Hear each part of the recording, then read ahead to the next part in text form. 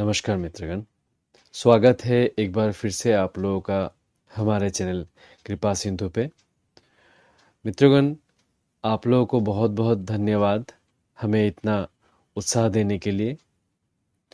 तो आइए आज एक और रोचक कहानी सुनते हैं पूज्यपाद भाई जी श्री हनुमान प्रसाद पोद्दार जी के जीवन से। भाई जी के बम्बई निवास के समय लगभग सन 1982 की घटना है। भाई जी ने इसका विवरण एक प्रसंग में बताया था। लिखते हैं, साधना प्रारंभ होने पर उसमें तीव्रता आने लगी थी। मैं प्रतिदिन सायंकाल भोजन करने के पश्चात चौपाटी में समुद्र के किनारे चला जाता था। बहुत सी बेंचें पड़ी रहती थी। वहां बैठकर नाम जप एवं भगवत चिंतन करता था। एकांत रहता था, कुछ अंधेरा सा रहता था।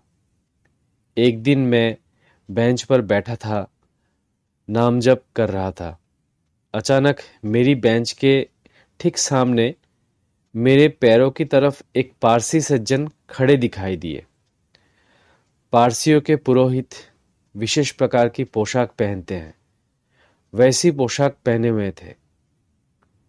बहुत देर तक मैं नाम जप करता रहा। वे खड़े रहे। फिर सभ्यतावश मैंने कहा, साहेब जी, आप बैठ जाइए। खड़े खड़े आपको बहुत देर हो गई है। वे बोले, आप डरिएगा नहीं, मैं प्रेत हूं। ये सुनते ही मैं भयभीत हो गया, मुझे पसीना आ गया।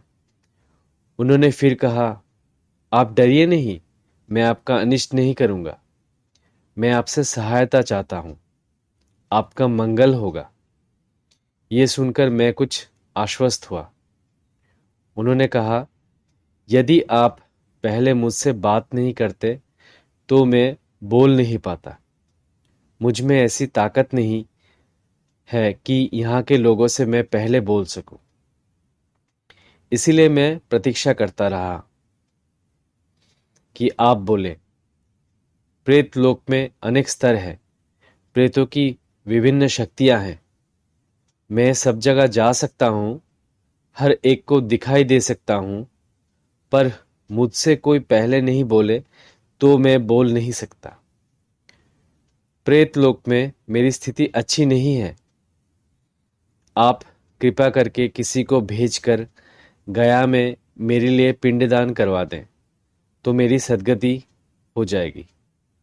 मैंने उनसे कहा, आप पारसी हैं, आप लोग श्राद्ध पर विश्वास नहीं करते, फिर श्राद्ध करने की बात कैसे कहते हैं?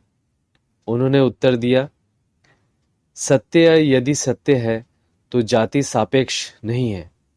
जीव में जाति का भेद नहीं होता। उन्होंने अपने बंबई के निवास स्थान का नाम पता बताया। इसके पश्चात वे अंतर्धान हो गए। दूसरे दिन उनके कथन अनुसार मैंने उनका पता लगाया। वे बंबई के बांद्रा नामक अंचल में रहते थे। 6 महीने पहले उनकी मृत्यु हुई थी।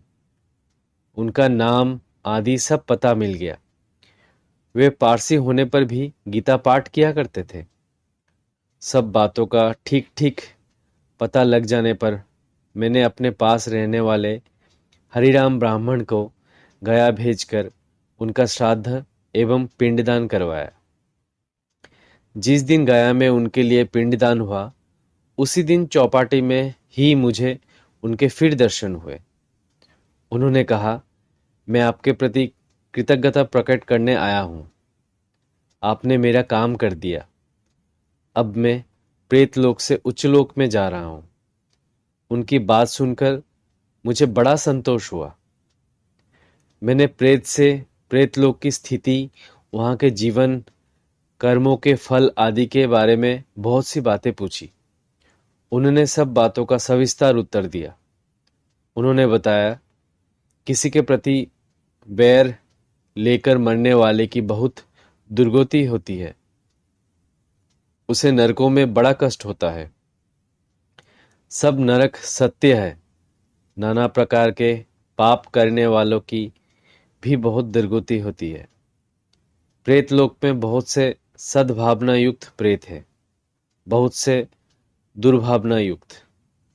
वृत्ति के अनुसार उनके स्वभाव एवं कर्म होते हैं। इस जीवन के संबंध उनको स्मरण रहते हैं और उसी प्रकार का बर्ताव यहीं के व्यक्तियों के प्रति करने की चेष्टा करते हैं। अच्छे प्रेतों को कुछ दिन वहां रखकर पितृलोक में भेज दिया जाता है। वहां भी पहले अभ्यास के अनुसार भजन की प्रवृत्ति होती है। प्रेत लोक के प्राणियों के लिए अन्न जल वस्त्रादि का दान उनके नाम पर घर वालों को सदा करते रहना चाहिए।